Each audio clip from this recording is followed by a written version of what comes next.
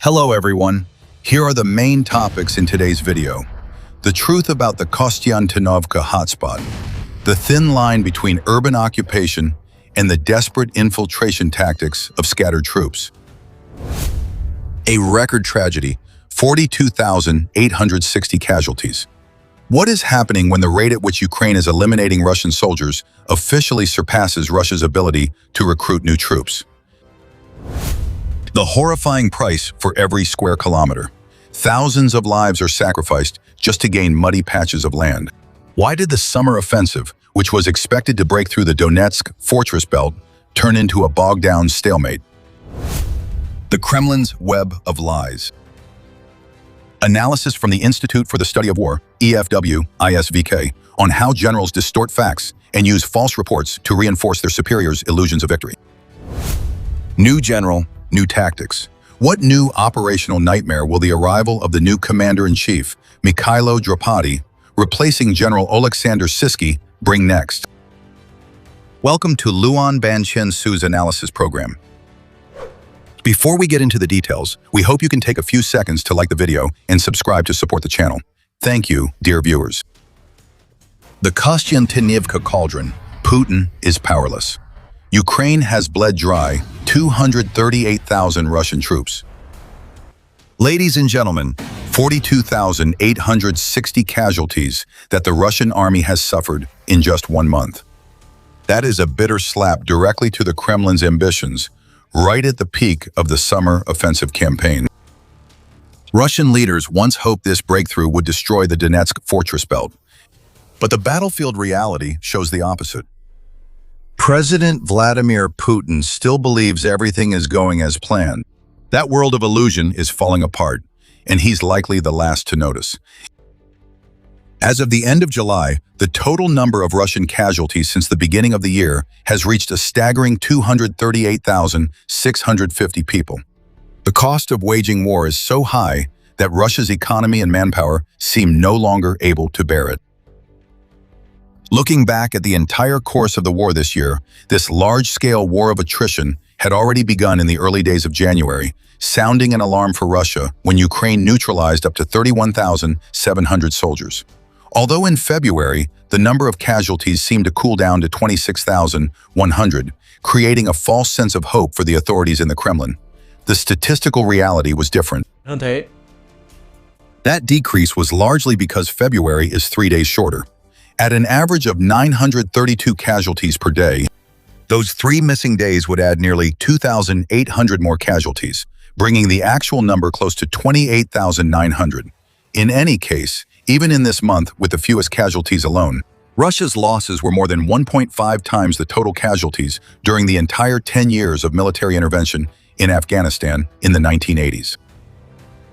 With spring's arrival, Russian military officials were confident a 6-month offensive would break Ukraine's defenses. However, that hope soon became disaster as casualties kept rising non-stop. March recorded 31,960 people. In April, the number increased to 32,980 people. And in May, it reached 33,760 people. Before the July tragedy broke out, June was once considered hell on earth for the Russian army, one of the worst months since Putin launched the invasion of Ukraine. With 39,490 soldiers taken out of combat, nearly 6,000 more than in May. The first half of the year ended with the attacking force exhausted. Capturing the entire Donbass region now seems more distant than ever. A dangerous turning point has emerged for the first time since the war began. Russia's recruitment can no longer offset battlefield losses. With only about 24,000 new voluntary recruits each month, Ukrainian forces have been eliminating Russian soldiers faster than the Kremlin can send new troops to the front lines. On the Donetsk battlefield, where Putin demanded it be captured before year-end at any cost, Russia's advance has slowed to a crawl. Al Jazeera has provided a harsh analysis. With an advance rate of only 1.03 square kilometers per day, Russia could take up to 14 more years to fully control Donetsk province. Paying with nearly 40,000 lives just to gain each square kilometer of muddy land is an inexcusable strategic disaster. Russia once hoped Ukraine's meat grinder would eventually stall, with June marking the lowest point of exhaustion. But July came and proved that the tragedy could go even deeper. The casualty figure of 42,860 people in July means an average of 1,382 soldiers killed, wounded, or taken prisoner each day. The number exceeded June by more than 3,000 people, an increase that cannot simply be explained by July having one more day. Ukraine's firepower and lethality have steadily increased each month, raising the cost for Russian forces to a suffocating level. This is a pattern of systemic attrition. If Ukraine maintains the rate of attrition from July for the remaining 5 months of the year, Russia will lose about 214,300 more troops, bringing the total losses for the year to nearly 453,000 people, and push the total number of casualties since the beginning of the war past 1.66 million people. Looking at the increase from January to July, with a surge of more than 11,000 casualties each month, the possibility of Russia reaching 50,000 casualties per month by the end of the year is entirely within reach. Earlier this year, Mikhail Fedorov, then newly appointed, has since become Ukraine's former Minister of Defense. He once made a landmark statement that 50,000 casualties per month is the magic number. He pointed out that if the Ukrainian army could wear down the enemy's manpower to that level, the Russian military would be unable to replace its losses. To fix the situation, the Kremlin would have to start a new, large-scale military mobilization, a move with major political risks.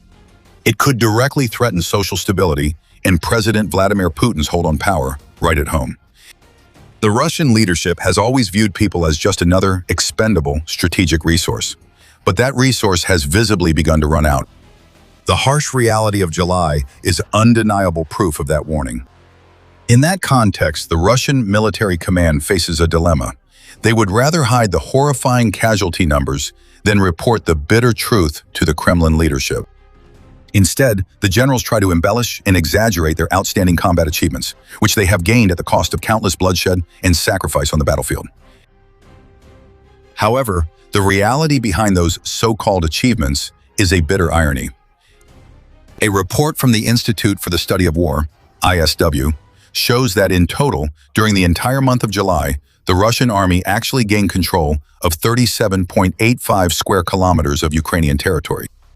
The Kremlin had to sacrifice about 1,132 soldiers for every 1 square kilometer of occupied land. Let's compare this to last July, when Russian forces captured up to 455.74 square kilometers. 1 year later, right in the midst of the intense summer offensive, it was expected to break the Donetsk line and capture all of Donbass. The occupied area was less than 1/10. EFW-ISVK came to a bitter conclusion that this much-publicized offensive campaign achieved zero results in terms of strategy. No city or key position was breached, and the Donetsk stronghold still stood firm against the fierce barrages of Russian artillery.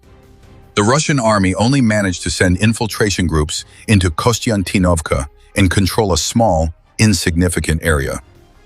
Kostiantynivka remains strong. Behind it are at least 3 more fortified, impenetrable defensive centers, ready if Russian forces attempt to break through. Russia's stalemate is not a coincidence. It's the result of Ukraine's skillful strategic shift over the past year. Kiev's targeted counterattacks. Especially in the southern battlefield, Russia had to split its forces and send elite units intended for Donetsk as reinforcements. Along with that is Ukraine's absolute dominance in the drone war. From the dead zones spanning kilometers behind the front lines to the medium-range raids that devastate Russia's logistics and supply systems. ISVK emphasizes that Moscow's biggest Achilles heel right now is that Russia's entire war machine is designed for positional warfare, while the modern situation demands more mobile and flexible warfare than ever before. On August 3rd, the Kiev Independent cited an investigative report by Mediazona and the BBC's Russian service. By cross-checking public data such as obituaries, local newspapers, government announcements, and posts by relatives on social media, they have verified the identities of exactly 236,066 Russian soldiers killed since the beginning of the war. Among these identified casualties, there are 86,600 volunteer recruits, 26,200 prisoners recruited from prisons, 19,600 mobilized soldiers, and nearly 7,500 military officers. However, this is just the tip of the iceberg. In a closed regime like Russia, if a soldier's death is not mentioned by their family or local media, it will be forever overlooked. Ukrainian President Volodymyr Zelensky stated that the actual number is much higher. About 700,000 Russian soldiers are estimated dead, while Ukraine's casualties are much lower. For every Ukrainian soldier lost, up to 14 Russian soldiers are taken out of action. When you add in the number of wounded and captured, it's not hard to see why Russia's monthly casualty records keep getting broken. However, this sharply contrasts with the battlefield's bloody reality. President Vladimir Putin seems to still be living in a reality entirely of his own. This detachment from reality peaked at the July 26 meeting between Putin and the Russian naval commanders. He not only calmly declared that Russia had not committed any acts of aggression in Ukraine, he claimed the Western Bloc and the Kiev government forced him to launch the special military operation, but also made delusional statements. The Russian leader asserted that sooner or later Ukraine would lose its western territories to Poland, Hungary, and Romania. Maybe not today, not tomorrow, but in 1, 2, 10, or even 15 years, because everything will eventually return to its historical place. That's deeply ironic coming from a leader exhausted by struggle. Even gaining full control of Donetsk province in the next 10 to 15 years would already be a miracle for him. It has been 4.5 years since the war began. As Russia has just gone through its worst month of manpower losses this year, President Vladimir Putin still calmly asserts to the public that all operations in Ukraine are proceeding exactly according to plan, at least in the view of the Kremlin leader. Moscow has not acted aggressively. All actions are necessary responses to provocations from the West and Kiev government. The gap between political statements and reality has raised questions among observers. Is this a psychological manipulation tactic, or is it a sign of thinking that has become completely detached from reality? The July 31st assessment report from the Institute for the Study of War, EFW, ISVK. It has revealed the core reason why Putin truly believes that Russia is on the path to victory, because he is surrounded by generals who are willing to lie to protect themselves. At the northern front, battle lines have been frozen for almost 2 years. Russia's northern group of forces, COM and top military officials, have repeatedly reported false claims of major advances. They invented a scenario about the offensive's momentum across the battlefield, using staged images, fake information, and distorted figures to keep up an illusion for the Kremlin. This is a systemic disease entrenched in Moscow's power since the conflict began. A leader who isolates himself among flatterers will never receive the truth. That web of lies isn't just in the north. It's directly undermining Donbass operations. A clear example came in mid-July when Russian military officials loudly declared that they had completely taken control of the strategic city of Kostiantynivka. It's a key link. If it falls, the road to Donetsk will open wide. However, the reality on the battlefield is completely different. Kostiantynivka remains a bloody hotspot. It will likely stay at a stalemate until year-end. The Russian army hasn't actually occupied territory. It's just using a desperate infiltration tactic. By breaking their forces into tiny squads, with just 2 or 3 Russian soldiers, they force them to sneak through drone-shadowed dead zones to hide in the rubble. The scattered presence of a few infiltrators, completely isolated, does not mean urban control. They're simply lying in wait for reinforcements that will never come, or are swiftly eliminated by Ukrainian sweep teams. This unsupported infiltration tactic has turned Russian soldiers into easy targets for enemy fire, making their advance both painfully slow and extremely costly in lives. If this is truly the Kremlin's plan, then it's a strategy so illogical and inhumane that it defies reason. The tragedy is that President Putin accepts these horrific losses, either because he's completely cut off from information or because he believes these sacrifices are buying rapid progress. But when victories exist only on paper, the Russian leader seems to have slipped into a state of psychological detachment from reality, making any hope for peace negotiations futile. This delusion is pushing Moscow toward a risky decision, launching a new mobilization of up to 500,000 troops. with the naive belief that this manpower surge will crush the enemy's resistance, although the fortresses in Donetsk are still out of reach. The current stalemate reveals an unusually weak position for the Russian leader. He is not a strong strategist. He is now a prisoner caught between outdated imperial ambitions and the reckless military actions he started. This assessment in the French newspaper Le Monde is absolutely correct in stating that Russia today is becoming a debtor, confined by Putinism itself. After over 4 years of conflict, the Kremlin has gained neither glory nor vast territory, but total isolation from Western nations, a looming domestic economic collapse, and a major decline in global standing.